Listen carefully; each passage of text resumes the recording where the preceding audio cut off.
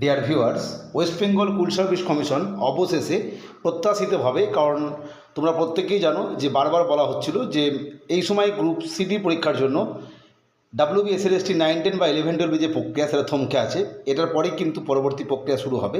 সেই অনুযায়ী কিন্তু আজকে একদম সরাসরি অফিসিয়াল ওয়েবসাইটে WBSSC নোটিশ দিয়ে দিল।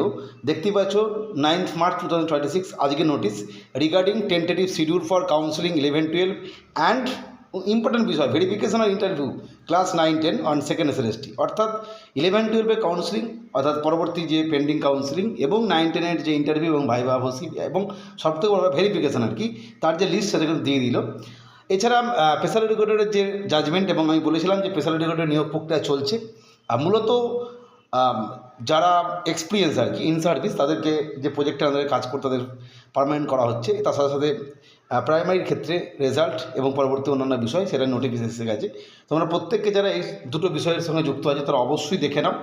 অবশ্যই পরবর্তী ডিটেলস আমরা আরও আলোচনা করব। পরবর্তী আপডেটের জন্য চ্যানেলটিকে সাবস্ক্রাইব করে রেখো।